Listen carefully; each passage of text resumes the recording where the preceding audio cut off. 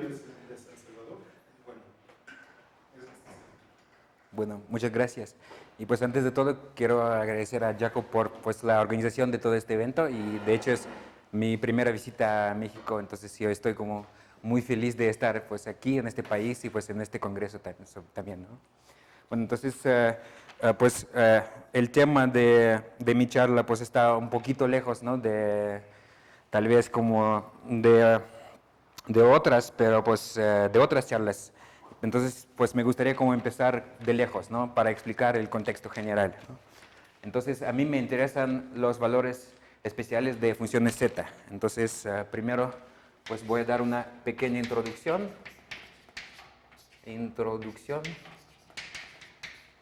Entonces, pues yo creo que uno de los objetos más estudiados en matemáticas es la función z de Riemann, ¿no? Entonces, de la función z de Riemann de toda la vida, pues podemos escribirla como un producto sobre todos los primos, pues de 1 entre 1 menos p a la menos s. Y pues este producto converge para, pues este producto se define para cualquier s complejo y pues si la parte real de s es mayor que 1, este producto converge y pues tiene de hecho una continuación meromorfa a todo el plano complejo, ¿no?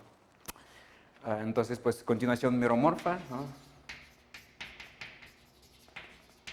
Continuación meromorfa. Y pues esta continuación meromorfa satisface la ecuación funcional, ¿no?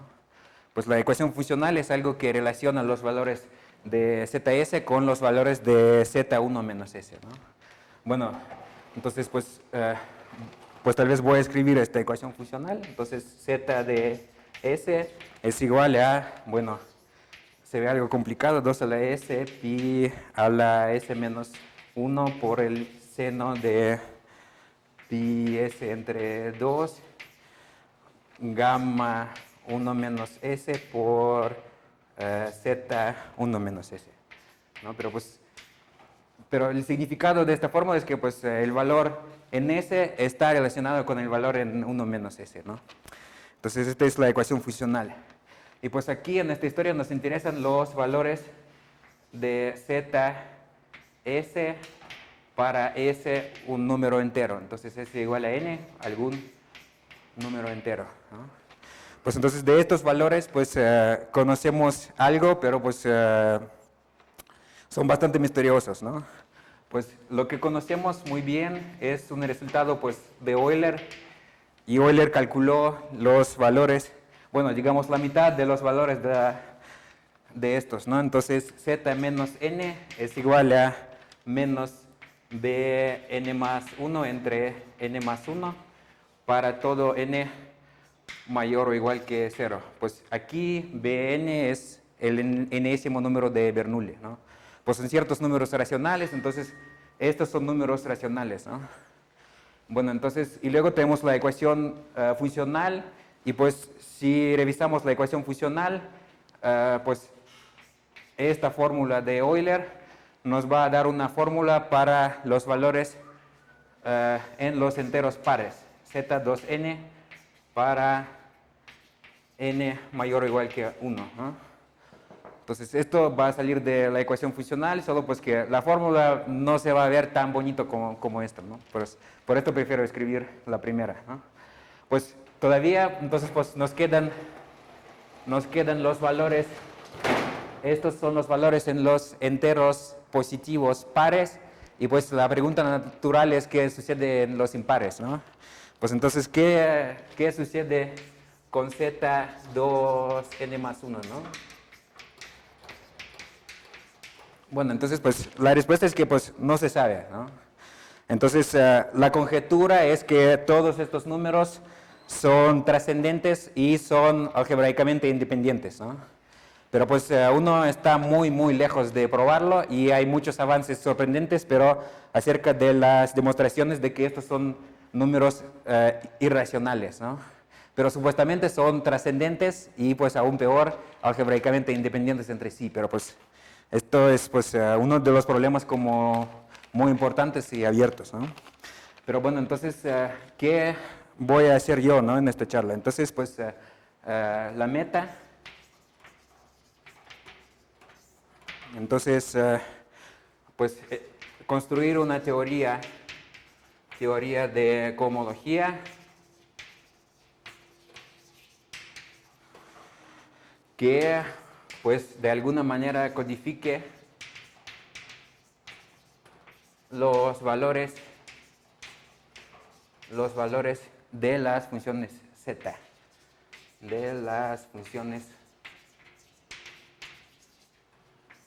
z. Bueno, y aquí yo escribí las funciones en plural, porque pues vamos a estudiar no pues esta z de Riemann, sino pues una generalización vasta de todas estas funciones z, ¿no? Entonces,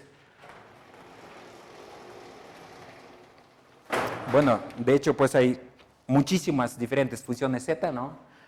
Pero pues las que nos interesan es alguna generalización de la z de Riemann.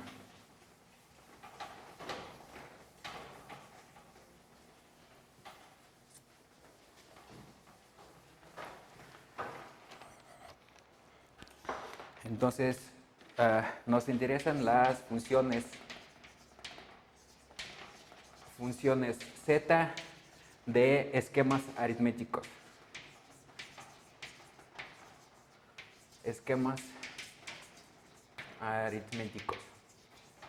Bueno, entonces, ¿qué es esto, no? Pues primero, ¿qué es un esquema aritmético? Entonces, pues, por la definición, X es un esquema aritmético. Si es un esquema, pues, sobre spec Z, ¿no? Separado y de tipo finito. Esto se llama un esquema aritmético. Entonces, pues, y luego la función z correspondiente se define de la siguiente manera. Entonces, pues, es casi la misma fórmula. Entonces, tomamos el producto infinito sobre todos los puntos cerrados de x. Entonces, x es punto cerrado. Y pues 1 entre 1 menos nx a la menos s, ¿no? Bueno, entonces, ¿qué es este nx, no? Para cada punto cerrado podemos ver su cuerpo residual, y pues este es el tamaño de este cuerpo residual, ¿no? Entonces, el tamaño, bueno, digamos de kx, ¿no? Entonces, bueno, esta serie converge, pues este producto converge si la parte real de S es mayor que la dimensión de X, ¿no? Y pues aquí ya no se sabe tanto como se sabe de la función z de Riemann, porque en este caso, pues a este nivel de generalidad, la prolongación meromorfa a todo el plano complejo es una conjetura, ¿no? Entonces, pues, conjetura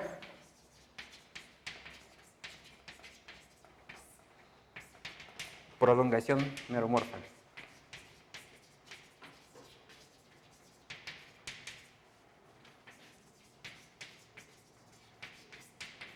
Pero pues para avanzar tenemos que asumir que esta prolongación meromorfa existe, ¿no? Bueno, entonces, luego, ¿qué es un valor especial? Entonces, pues primero si tomamos algún número entero, n, entonces, pues denotemos por dn el orden de anulación de esta función en n. Entonces, pues orden de anulación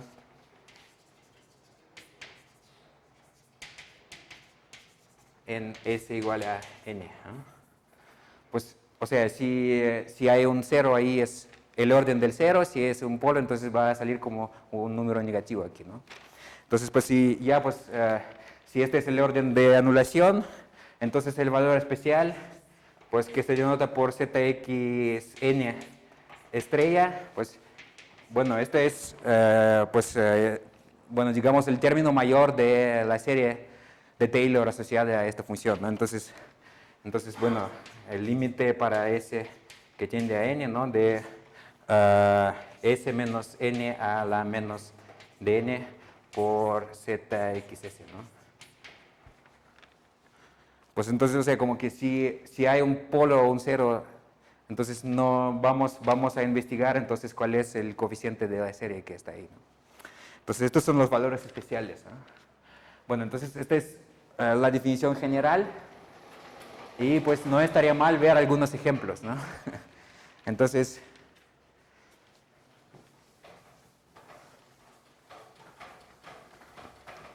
pues algunos casos específicos de estas funciones z son como bien estudiados, ¿no? Entonces, ejemplos.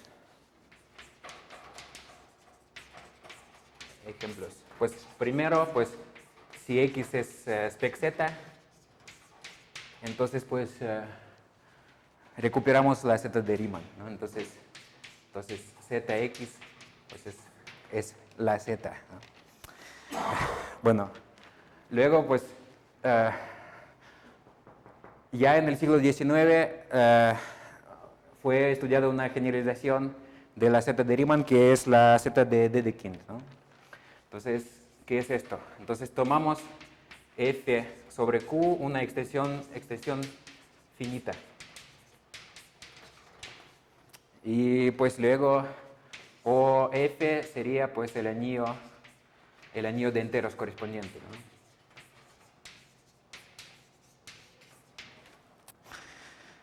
¿no? Bueno, entonces, pues, ¿qué es el anillo de enteros, no? Son los elementos de f que satisfacen alguna ecuación con coeficientes enteros mónica, ¿no? Que son raíces de algún polinomio no nulo mónico con coeficientes enteros, ¿no? Pues este es algún anillo que es pues que está en f, ¿no? Y bueno, solo para dar algún ejemplo, ¿no? Pues por ejemplo, pues no sé si f es q con la raíz de 5, entonces este anillo o f va a ser pues z alfa, donde alfa es 1 más la raíz de 5 entre 2. Pues este es el anillo de enteros para este cuerpo cuadrático real, ¿no? Específico. Pues entonces en este caso podemos tomar entonces z de spec o f. Y pues esto es precisamente, pues normalmente se denota por zf. Esta es pues la función z de Dedekind. Y bueno, la función z de Dedekind ha sido como estudiada extensivamente en la teoría de números algebraicos, ¿no?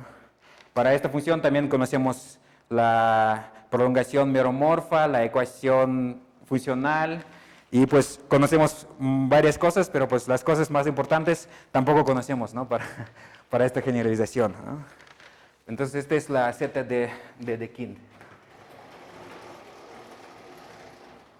Y bueno, tal vez el tercer y último ejemplo, pues estos dos, pues la z de Riemann y la z de Dedekind, que pues es una generalización, son aritméticos, ejemplos bien aritméticos, ¿no? Pero si queremos pues algo de geometría, pues por la definición x es separado de tipo finito sobre spec z. Pues si queremos variedades, tiene que ser una variedad sobre un cuerpo finito, ¿no? Entonces, este es el tercer ejemplo. Entonces, si tomamos x una variedad sobre un cuerpo finito, pues entonces esta función z también es bien conocida. Entonces, pues zx es igual a, bueno, a pues esta otra zx q menos s, donde zx, pues zx, digamos, t, es una función z que se conoce como la función z de Weyl, y pues es la exponencial, y pues aquí tenemos la suma para k mayor o igual que 1, el número de puntos de x sobre el cuerpo fq a la k, entre k multiplicado por t a la k, ¿no? Pero pues esto tiene algún significado bien explícito, porque pues, ¿qué tenemos aquí? Es una especie de función generatriz que nos dice cuántos puntos nuestra variedad tiene sobre cada extensión del cuerpo base, ¿no? Entonces, y pues solo para dar algún ejemplo, ¿no? Pues, ejemplo, bueno, tomemos, por ejemplo, una curva elíptica, y al cuadrado z igual a x al cubo menos xz al cuadrado. Pues es una curva proyectiva, curva elíptica, y pues tiene que ser sobre un cuerpo finito, así que pues, no sé, por ejemplo, sea sobre F3, ¿no? En este caso uno puede hacer, este no es un cálculo difícil, y uno puede saber, pues, ver que zx, bueno, ze en este caso, ¿no? De t es una expresión racional 1 más 3t al cuadrado entre 1 menos t por 1 menos 3t. Es un cálculo pues no tan difícil, ¿no?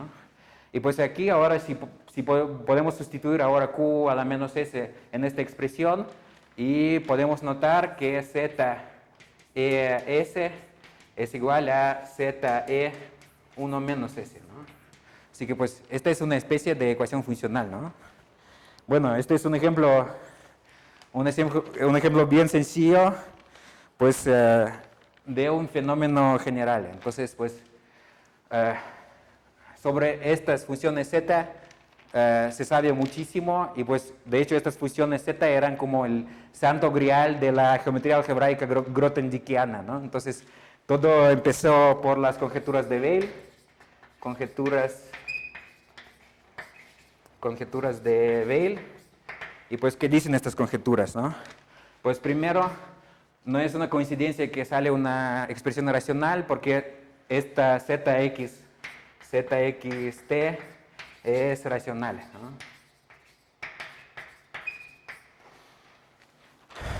Bueno, yo creo que esto se cumple en cualquier caso, pero pues en general hay que asumir que x sobre fq es una variedad proyectiva lisa.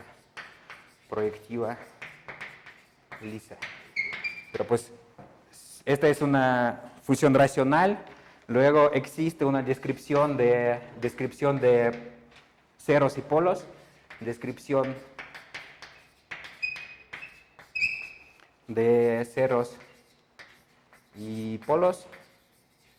Bueno, en términos de la cohomología eleádica de X, que pues yo no voy a entrar en todos los detalles, ¿no? Y luego pues se cumple la ecuación funcional, ¿no? Pues la ecuación funcional va a relacionar el valor en S con el valor en la dimensión de X menos S, ¿no? Entonces, pues, este 1 que salió en la Z de Riemann, en la Z de Dedekind, y aquí es la dimensión, precisamente, ¿no? Y pues este es el fenómeno general, que pues se supone que la función Z tiene que tener esta relación entre los valores en S y en la dimensión de X menos S, ¿no? Bueno, entonces, pues, ¿ah? ¿Alguna pregunta? Bueno, entonces, pues, estas conjeturas de Weil fueron formuladas en 1949, y luego, pues, Grothendieck y todos sus discípulos trabajaron muchísimo, pues, en estas conjeturas, y pues el punto final en todas estas pruebas fue puesto por Deligne en 1973, ¿no? Entonces, pues, de hecho, pues entre 1949 y 1973 está pues casi toda la historia de la geometría algebraica moderna, ¿no? Pues entonces, este es otro ejemplo más de las funciones Z.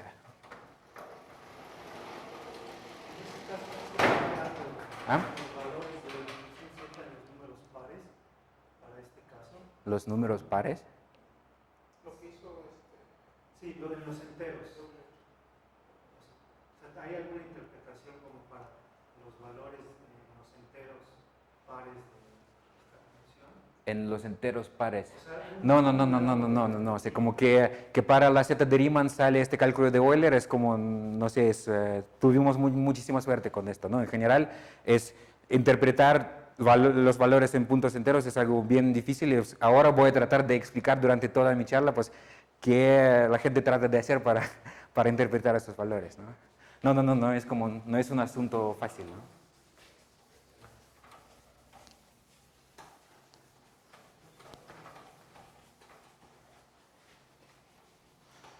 Bueno, entonces, a mí me interesa la interpretación, alguna interpretación cosmológica de todo esto, ¿no? Entonces, pues, ¿de qué se trata? Entonces, interpretación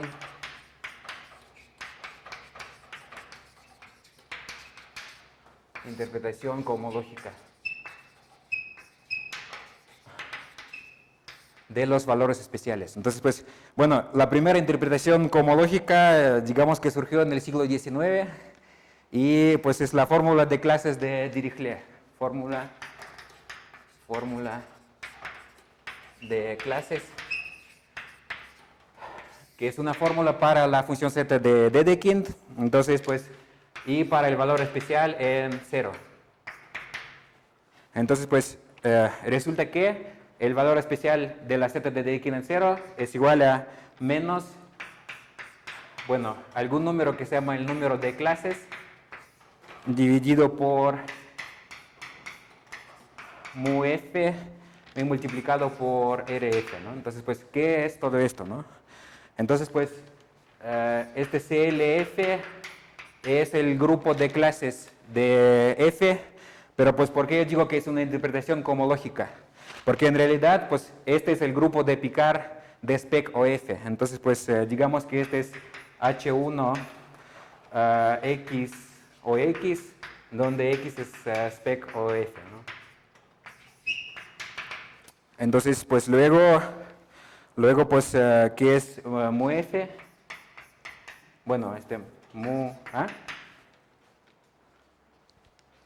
¿No debe ser como X estrella? Ah, sí, perdón, claro, sí. Entonces, este es porque es el grupo de Picard de X, ¿no?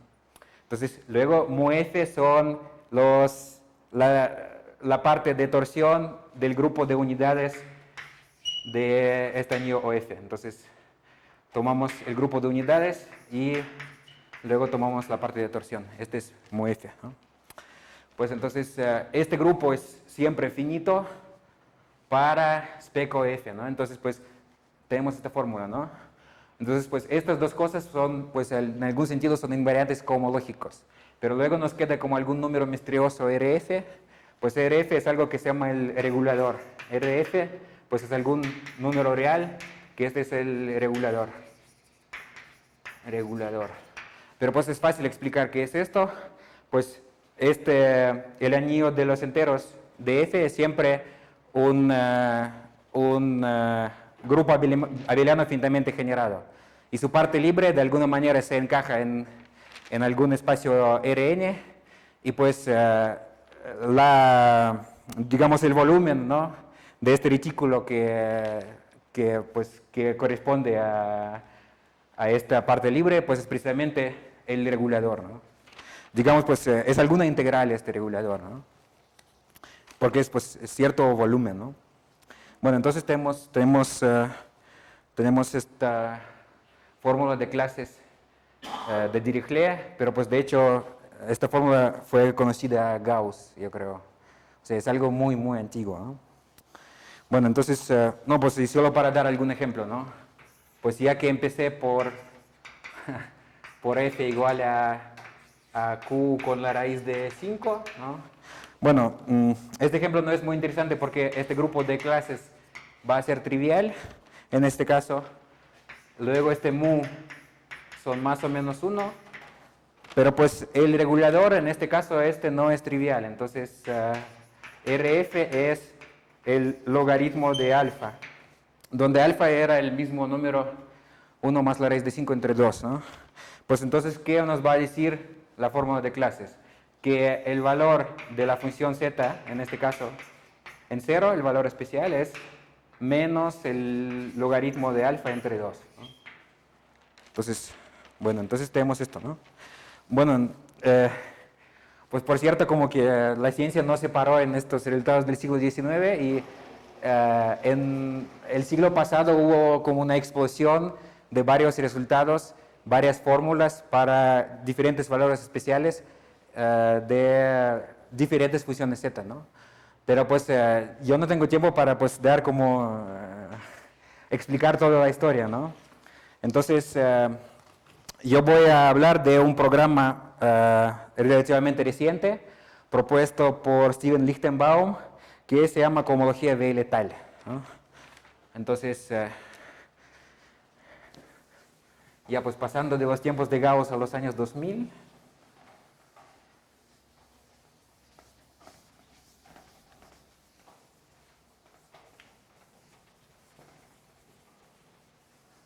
Entonces, pues, ¿qué es la cohomología Weyl-Letal?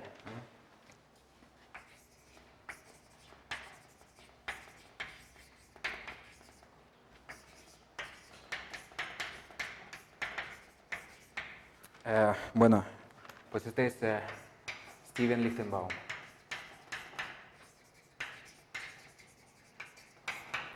Bueno, yo creo que todo el resto de esta charla yo voy a explicar más o menos qué es, pero pues primero un poco de la historia. Entonces, pues primero Lichtenbaum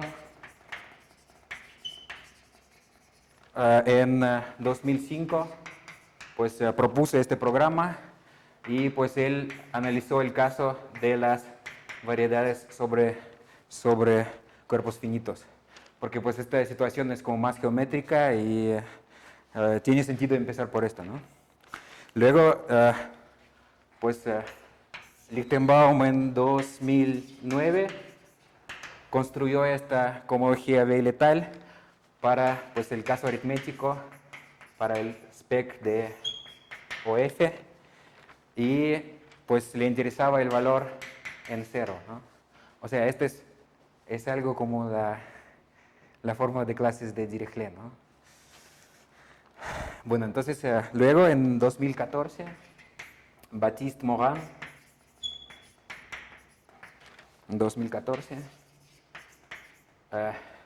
pues dio una construcción muy general. Entonces X para él era cualquier esquema aritmético y entonces regular propio, y pues el valor especial también le interesaba en cero, ¿no? Y luego en 2016 Baptiste Morin y pues Matthias Flach, entonces Flach, Morin, 2016, entonces ellos analizaron pues el mismo caso de un esquema aritmético regular propio, pero ellos consideraron el caso de cualquier entero, ¿no? Entonces pues, y luego pues llegué a pues mi pequeña contribución en esta historia. Entonces en mi tesis de doctorado que yo defendí en diciembre del año pasado, entonces pues bueno, digamos mi tesis, yo consideraba la siguiente situación. Entonces pues yo quería quitar esta restricción irregular y propio. Entonces X cualquier esquema aritmético, Z cualquier aritmético.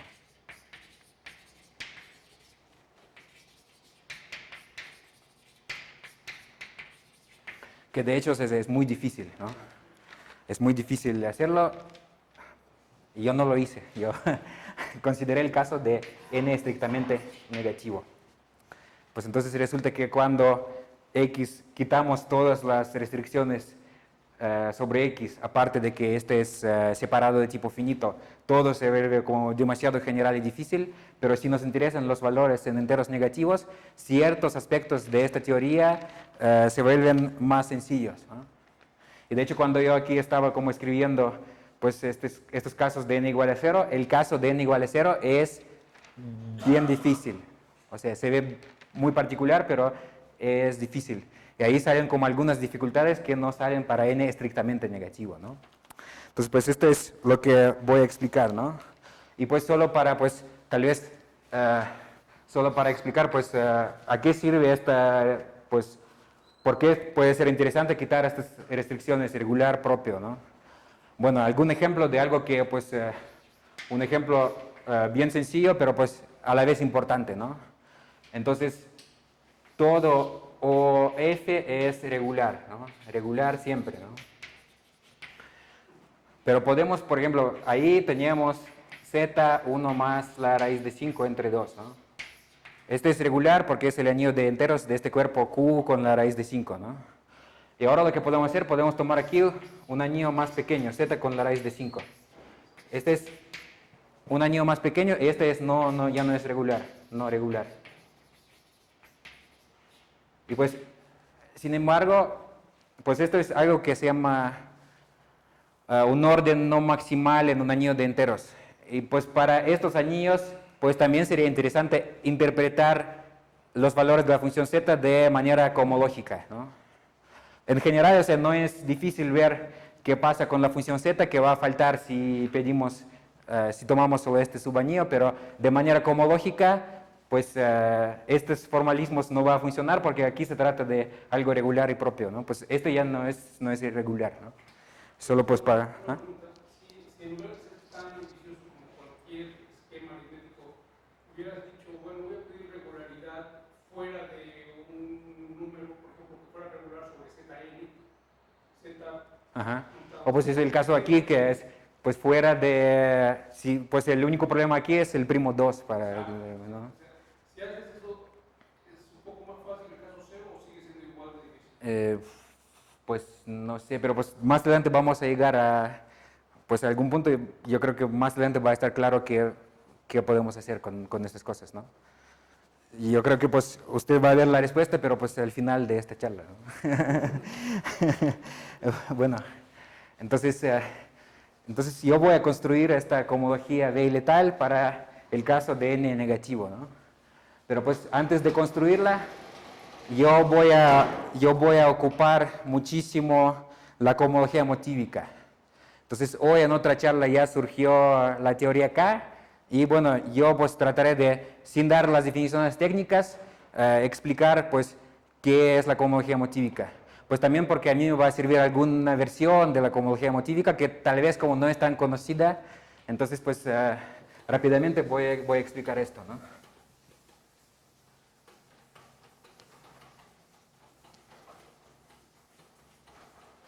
Entonces, bueno, pues una motivación para la cohomología motívica, ¿no? Entonces, cohomología motívica.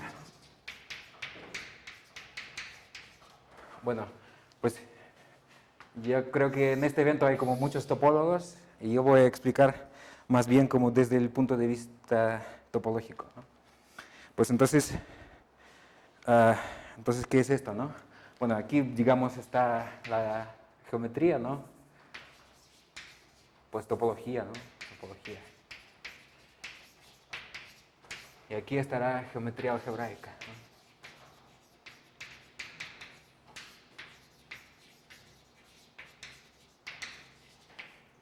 Entonces, pues, en el mundo topológico también tenemos la teoría K, ¿no? Entonces, sí, pues para calcular esta teoría K, pues normalmente se ocupa la asociación espectral de Atiyah-Hirzebruch, ¿no? Entonces, pues, ¿qué es esto, no? Entonces,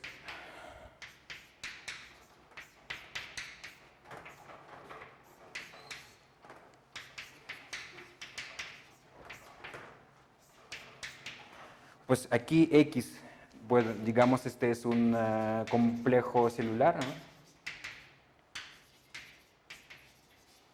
Y pues E, en este caso puede ser la teoría K, puede ser cualquier teoría de cohomología generalizada, ¿no? Entonces, bueno, teoría de cohomología generalizada, ¿no?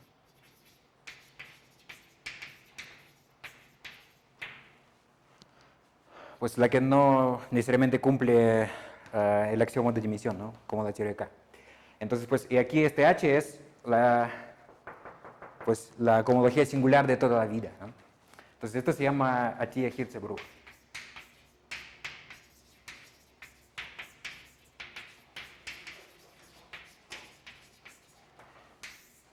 Y bueno, en el mundo algebraico también existe la teoría K, que es la teoría algebraica, que pues de alguna manera fue motivada por la teoría topológica, ¿no?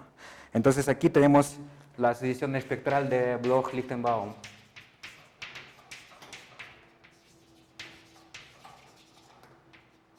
Bloch-Lichtenbaum.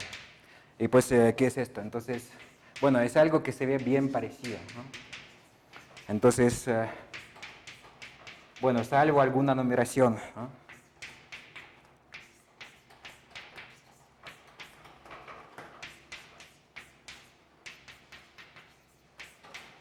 Bueno, en este caso, pues por lo menos en la versión que, de Bloch-Lichtenbaum, pues X es una variedad sobre K, variedad sobre K, ¿no?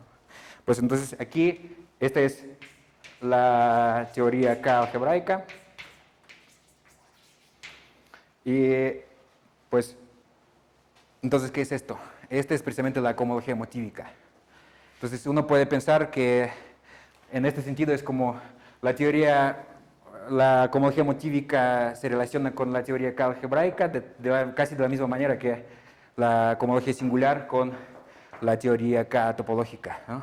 Pues entonces, esto es una muy buena motivación, pero esto también significa que estos grupos son extremadamente difíciles de calcular, ¿no? Esta es una muy mala noticia, ¿no? Pues entonces, tenemos esto, ¿no? Bueno,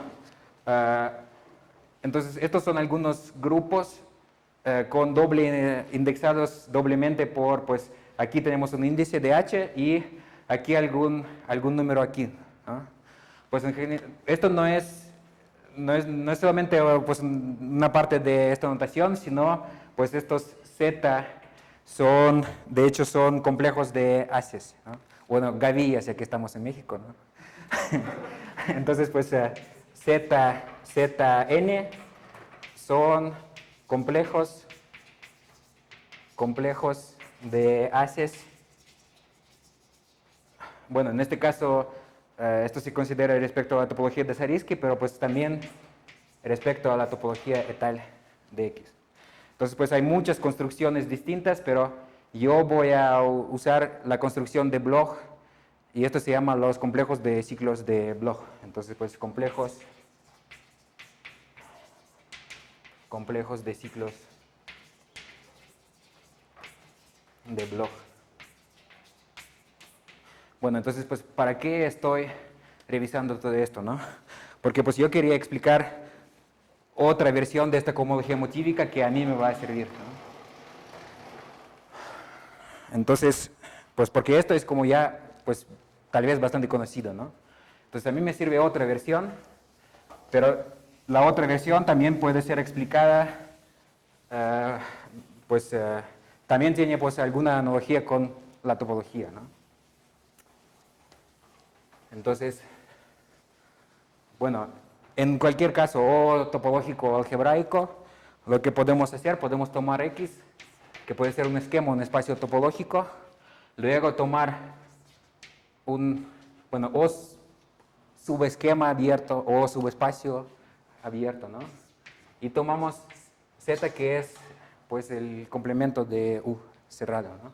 Y bueno, en este caso yo voy a decir que es una descomposición cerrado, bueno, abierto cerrada, ¿no? Abierto cerrada. Entonces, y pues en el caso topológico, cuando tenemos esto, y pues sobre algunas condiciones sobre X que tiene que ser un espacio localmente compacto, pues, o algo, ¿no? Entonces tenemos la cohomología de soporte compacto. Entonces, cuando tenemos esta situación, vamos a tener entonces pues un triángulo distinguido, pues, bueno, yo lo voy a escribir de manera un poco rara, entonces esta es la cohomología de soporte compacto.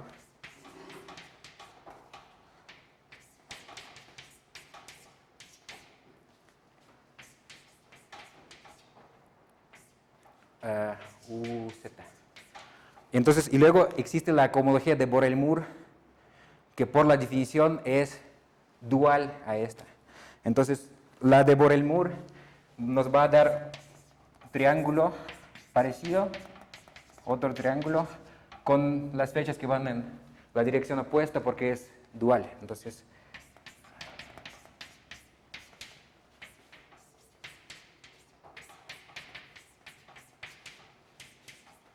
perdón, Borel-Mur.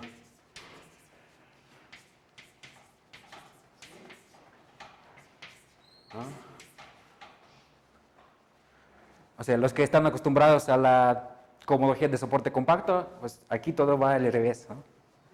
Entonces, esta es la cohomología de Borel-Mur. Y pues entonces, en 2010, Thomas Geiser, 2010, definió pues otros complejos de haces que pues son complejos dualizantes,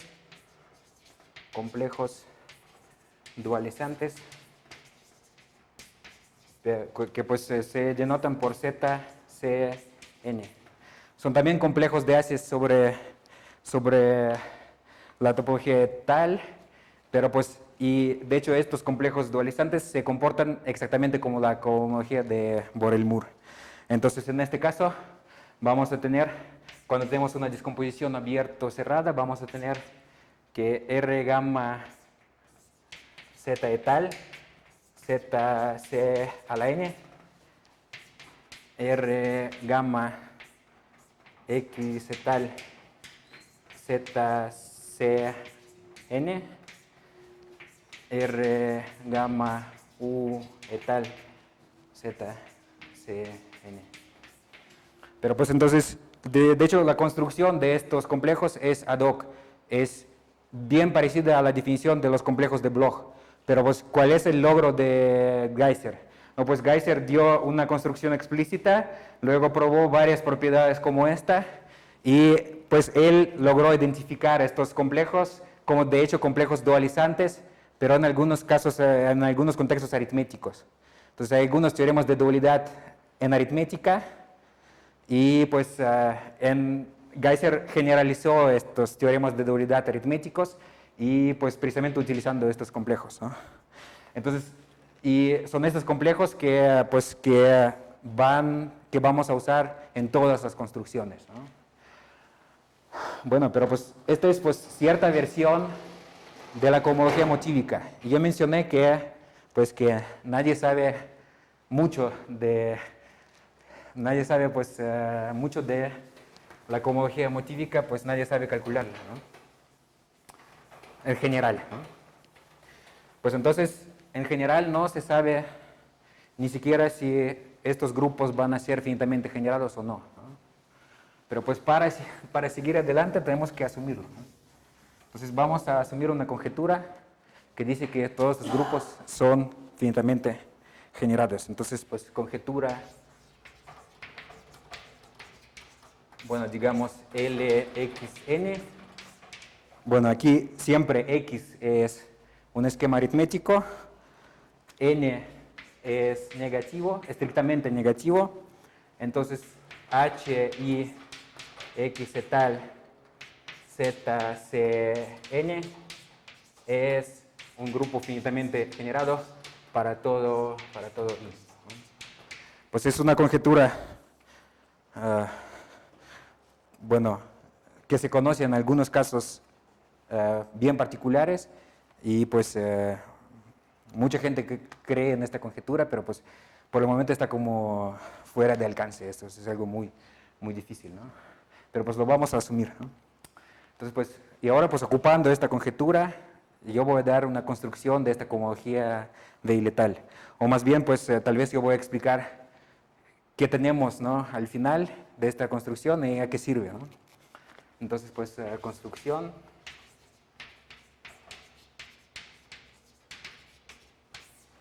Construcción pues para n negativo de esta cohomología de iletal.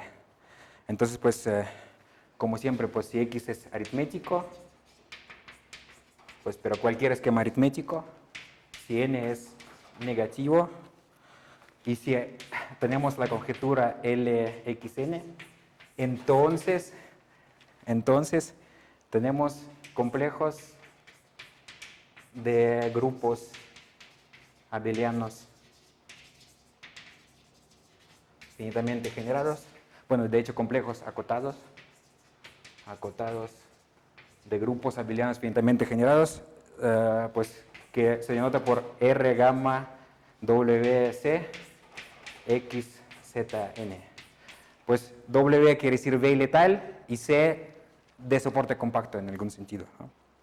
Pues entonces, bueno, pues entonces, ¿qué es la cohomología de letal? Tenemos estos complejos, la cohomología de esos complejos es la cohomología de letal, ¿no? Pues entonces, en general, estos complejos, pues no es tan fácil entender cómo se ve este complejo y qué es esto, ¿no? Pero pues es bastante fácil ver qué sucede con este complejo si lo tomamos con coeficientes reales. Entonces, si tensorizamos este complejo con R, vamos a tener un complejo de espacios vectoriales reales de dimensión finita, ¿no? Entonces, este complejo se escinde en este caso en dos partes. Una parte va a corresponder a la cohomología motívica y la otra parte a la cohomología de los puntos complejos de X. Entonces, ¿qué tenemos en general? Entonces, R gamma WC X Z N tensorizado con R nos va a dar, pues, la primera parte, pues, va a ser el complejo R dual a ese complejo de la cohomología motívica, R gamma X tal ZCN R. Esta es la primera parte. Y la segunda parte que va a salir es R gamma C G R X C 2 pi I a la NR. Bueno, entonces, pues, esto ya pues yo expliqué qué es esto, más o menos. ¿Qué es la segunda parte, no? Estos son nada más los puntos complejos de nuestro esquema. Y pues, ya que el esquema era sobre Z, a los puntos complejos tenemos la acción del grupo de Galois de los números reales, ¿no? Por la conjugación compleja. Y también hemos introducido este factor 2pi a la n para que haya alguna acción por conjugación sobre los coeficientes. Entonces, esta es lo que se llama la cohomología equivariante. Esta es la cohomología de soporte compacto de XC con esos coeficientes. Y luego tomamos, pues primero derivamos respecto a, pues, a este as constante y luego derivamos respecto a los puntos fijos de la acción del grupo de Galois, ¿no? Disculpa, ¿ahí ya estás en la derivada? ¿Ah? ¿Ahí ya estás en la categoría derivada? Sí, sí. Pues todo esto está en la categoría derivada, todo esto, ¿no? Esto, pues, no. Lamentablemente no, porque este complejo se construye ad hoc, pero yo escribo R gamma porque, pues,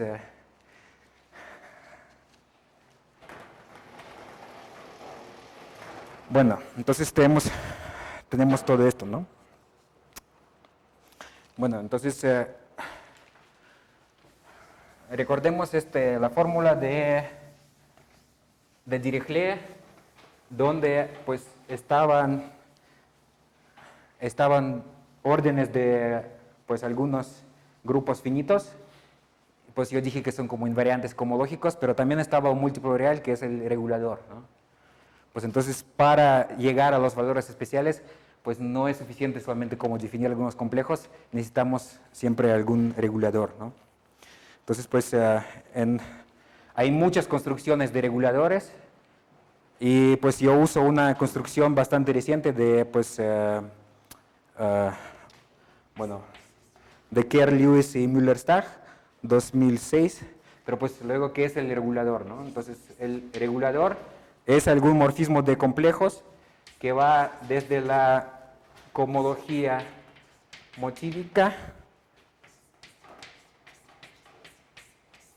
hacia la cohomología de Borel-Moore equivariante. Entonces, GR, XC, 2pi a la NR, ¿no? Esa es la cohomología de Borel-Moore equivariante, ¿no? Entonces, ¿a qué sirve este regulador, no? Entonces, otra conjetura más es pues este es un morfismo de complejos y la conjetura es que si tomamos la aplicación R dual, el morfismo R dual, este es un cuasi isomorfismo, induce isomorfismos en cohomología. Entonces, pues conjetura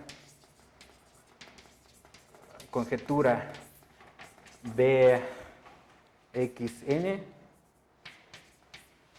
bueno, este B es de Billinson, entonces que, pues, si tomamos este morfismo de complejos y tomamos pues el R dual, ¿qué va a salir? Pues ya mencioné que algo dual a Borel-Moore es la cohomología de soporte compacto. Entonces nos va a salir la cohomología de soporte compacto, R gamma C, pues equivariante, ¿no? GR XC 2pi E a la NR, ¿no? Pues, y luego pues va a salir algo dual a la cohomología motívica, pues, pero que es, pues, bueno, dual a la cohomología motívica. R home, solo que aquí hay que desplazar los complejos, aquí es 1, aquí entonces es menos 1, perdón. Y pues y luego, pues, está R home de la cohomología motívica, ¿no?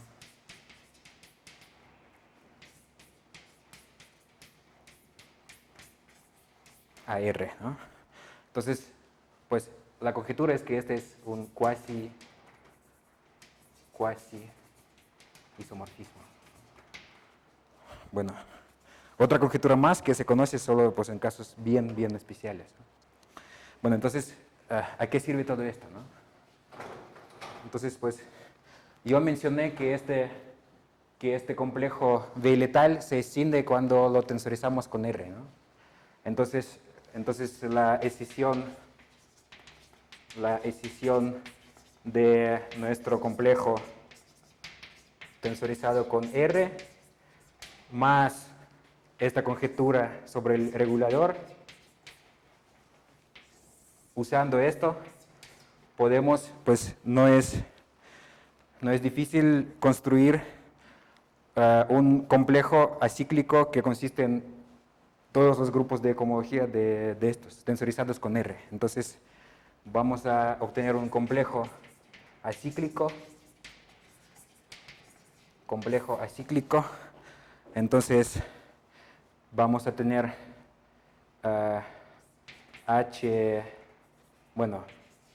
un complejo acíclico que consiste en todas estas cohomologías de V letal, X, Z, N, tensorizados con R, ¿no? Este complejo acíclico. Entonces, pero pues, bueno, estos son grupos abelianos finitamente generados, todos estos son espacios vectoriales de dimensión finita, pues entonces, pues, tal vez como esto nos suena como una gran cosa, ¿no? Hemos trabajado para obtener un complejo acíclico de espacios vectoriales reales de dimensión finita, ¿no? Pero pues, es precisamente el punto de todo el trabajo. Entonces, para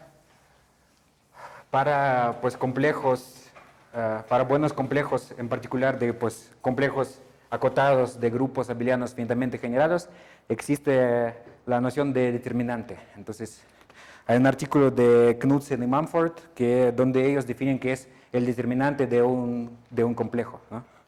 Entonces, pues usando el determinante de Knudsen y Mumford,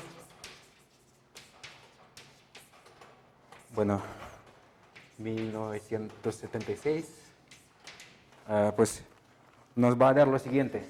Pues es nada más, va a salir de las propiedades formales de estos determinantes. Pues tenemos un complejo acíclico, pero este complejo es algún complejo tensorizado con R. Entonces, por estas propiedades de determinante va a salir un isomorfismo entre R y pues el determinante del complejo que teníamos al principio, R gamma WC X, Z, N, todo este determinante tensorizado con R, ¿no?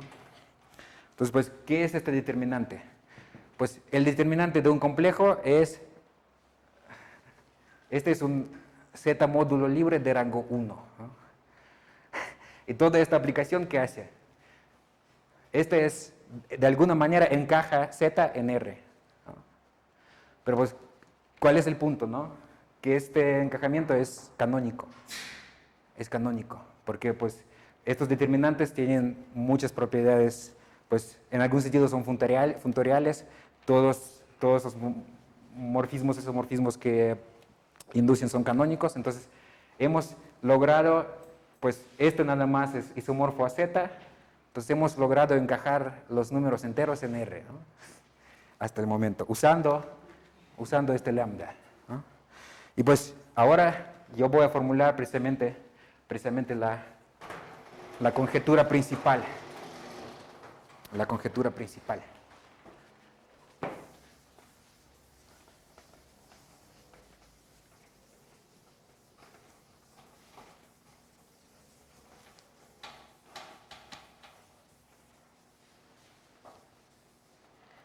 Entonces, esto lo vamos a llamar la conjetura C. Conjetura C, X, N. Entonces, pues, bueno, asumiendo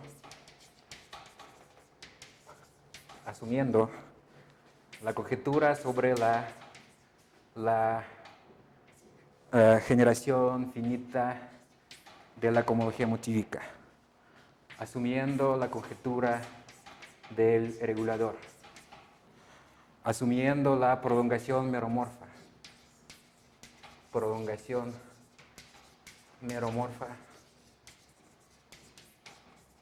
bueno, alrededor de n, ¿no?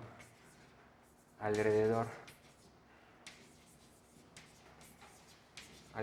de n. Bueno, estrictamente negativo. Asumiendo todo esto, vamos a formular otra conjetura.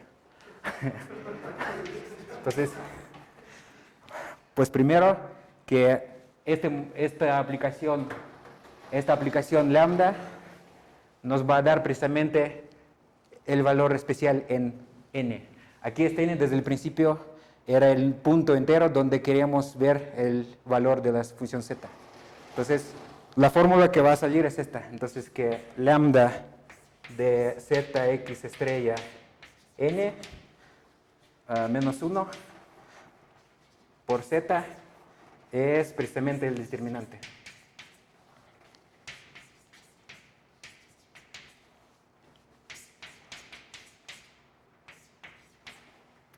Zn, ¿no?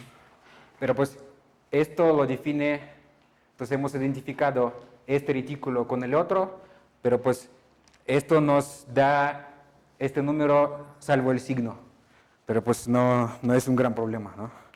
Y luego, segundo, yo tenía el orden de anulación, y pues el orden de anulación, pues yo dije que hemos construido un complejo acíclico donde está precisamente toda esta cohomología, y bueno, en algunos contextos, cuando surgen complejos acíclicos, es útil algo que se llama la característica de Euler secundaria.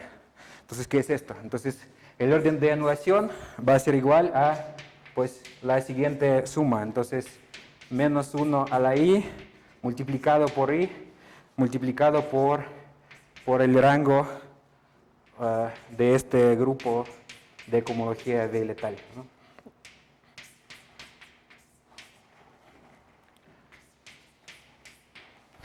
Pues se ve algo como la característica de Euler, pero no es la característica de Euler, ¿no?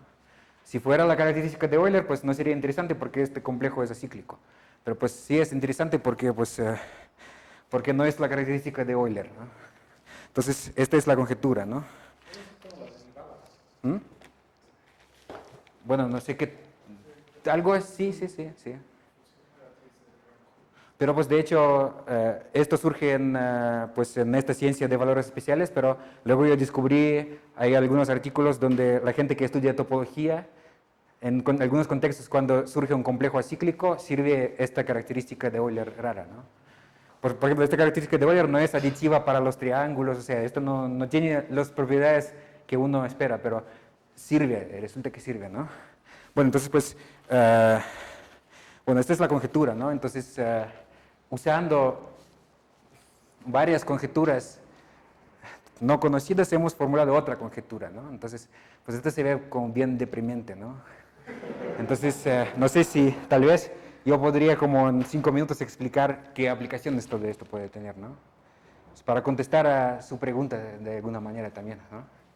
Pues entonces, pues, bueno, primero esta conjetura pues no es algo random porque esta conjetura es equivalente a otras conjeturas populares, ¿no? En estos círculos aritméticos, ¿no? Entonces, pues, pero luego ya que esta conjetura es equivalente a otras conjeturas conocidas, algunas de esas conjeturas ya pues han sido resueltas para casos como bien particulares, ¿no? Pero pues, ¿qué ventaja entonces tiene este formalismo que tengo, ¿no? Entonces, pues algunas, bueno, digamos, aplicaciones, ¿no?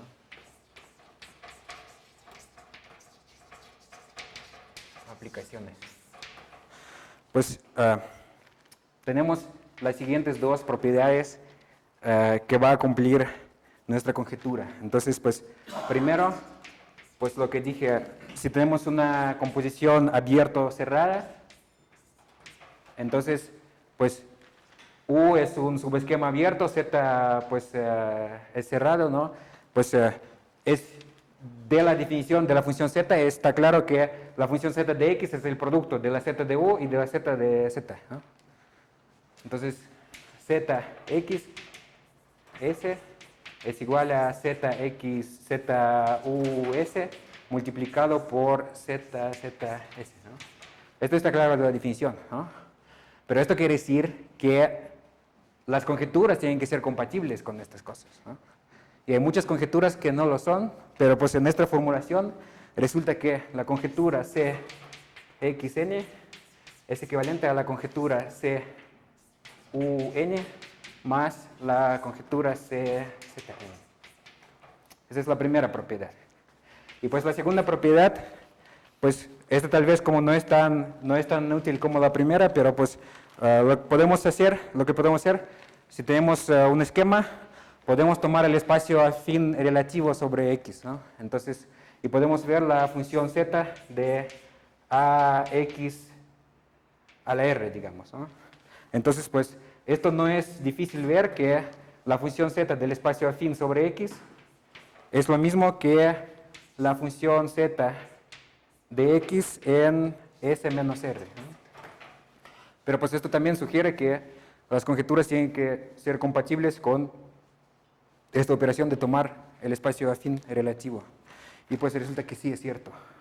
La conjetura C de AXR en algún punto N es equivalente a la conjetura C X N menos R.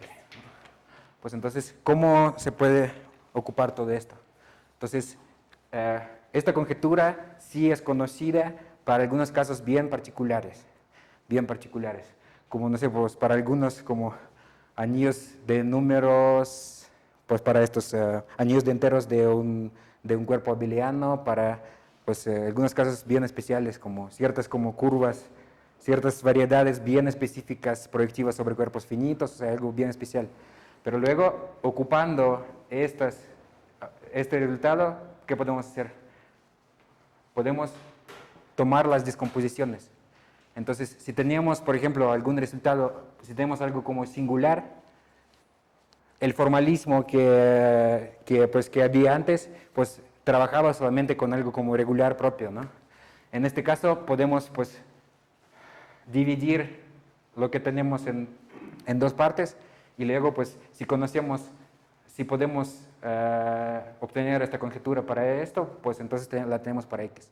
Entonces, al final tenemos como una maquinaria que va a tener como pues, su entrada algunos casos conocidos y como su salida va a construir nuevos esquemas para cuales automáticamente, solo gracias a este formalismo, también vamos a saber que la conjetura sobre estos valores especiales también se cumple, ¿no? Y pues en algún sentido como esto es, yo creo que es una respuesta a su pregunta, ¿no? Si queremos trabajar con pues no sé, como algún pues este anillo de enteros, un orden no maximal en el anillo de enteros, pues podemos usar esta descomposición, ¿no? Y ahí pues precisamente va a salir que pues tenemos problemas solo en algún primo como ahí y, pues, y ya, ¿no? Bueno, entonces yo creo que es todo lo que quería contar, ¿no? Gracias.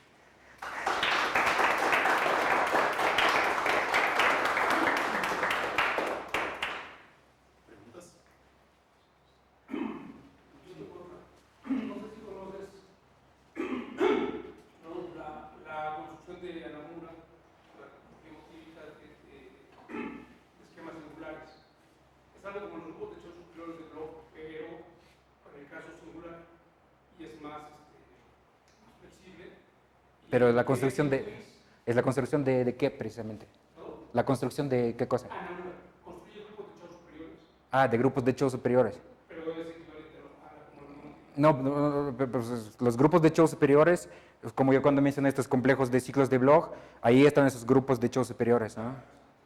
Entonces, en el caso liso, los ciclos de grupos de hechos superiores son equivalentes a la motílica, Bueno, o sea, como es una larga historia, pero lo que estamos usando de verdad, estos complejos Zn y Zcn, estos complejos, pues al principio Bloch sí trabajaba con cosas sobre un cuerpo, pero luego hay, pues primero había como algunos obstáculos técnicos en estos trabajos de Bloch de los 80, pero luego pues la gente como Mark Levin, Thomas Geiser, lograron como corregir todos estos como pues errores, ¿no? Como, o más que todo como encontrar pruebas de algunos lemas y esta definición que yo ocupo no es sobre un cuerpo, o sea, X vive sobre spec Z.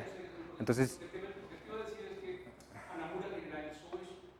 Esto que hizo Spencer Bloch, o Mark Levin si quieres, sobre el caso liso, Anamura lo hace en un caso singular, pero reducido. X es cualquier esquema aritmético separado de tipo finito sobre spec Z. Y estos complejos de ciclos existen para... Pero Anamura hizo una cosa que es más homológica. Y a lo que voy es a que Mathieu y James Lewis construyeron un regulador después de este que mencionaste para los grupos de Anamura. Pues a lo mejor esos grupos de Anamura que funcionan más. Ah, o sea que tienen una definición de regulador para otra definición. Ah, sí, ahora sí lo veo. Sí, sí. Coinciden con los de Bloch en el caso liso, que son distintos en el caso singular, y también tienen un regulador ahí. Pues a lo mejor esos grupos les sirven un poco más para esto que estás haciendo tú. Bueno, yo ocupo como varios resultados de Geiser sobre la dualidad aritmética y él pues sí usa como estos complejos ZCN, o sea, como que esto depende bastante de lo que hizo Geiser. Es como un artículo en Annals en 2010, y, o sea, son resultados muy importantes. O sea, sin esto pues, no hubiera podido hacer nada como de lo que hice. Entonces, no sé, como estos complejos de Geiser, que son precisamente estos, sí es importante al final en esta historia, ¿no? Sí, para un campo cuadrático imaginario, el valor de la z de Dedekind en 2 tiene que ver con el volumen hiperbólico clásico. Pues tal vez. Sí, bueno, es el inverso. Hay una manera como de actualizar todo esto en ese caso, es decir, esto está midiendo un volumen clásico. Pues aunque sea un sí, es ejemplo una... simple. Bueno, lo que pasa es que aquí están estos reguladores, ¿no? Para el caso de estos cuerpos de números, sí podemos como hacer explícito qué son estos reguladores y pues escribir, pues tenemos como esta fórmula, ¿no? Que se ve asombrosa, ¿no? Se ve asombrosa. Pero para el caso explícito de cuerpos de números, sí podemos, a partir de esta fórmula asombrosa, escribir una expresión bien bonita, pero en esta expresión va a aparecer algo que se llama regulador superior. Es como una integral bien explícita, pero pues que pues sabemos que la fórmula funciona, que es precisamente el valor, pero pues de este, pues entonces sí, vamos a tener unas fórmulas con ciertas como integrales, ¿no? Esto sí. Podemos hacerlo explícito, sí. Y, por ejemplo, usando la maquinaria entonces de Morin y todo esto, ¿explica alguna interpretación topológica, por ejemplo, en el caso original de arriba, para los números de Bernoulli? Interpretación topológica de los números de Bernoulli. Pues yo creo que no, yo creo, o sea, como que no es precisamente el problema que nos interesaba, no sé. No sé. Pues, ¿dónde van a estar ahí los números de Bernoulli? Los números de Bernoulli van a salir de ciertos como grupos de cohomología motívica y van a estar los números de Bernoulli, ¿no? Sus numeradores y denominadores van a surgir en los cálculos de la cohomología motívica, pero no sé qué tan cerca esto está como explicación topológica de los números de Bernoulli, yo creo que no.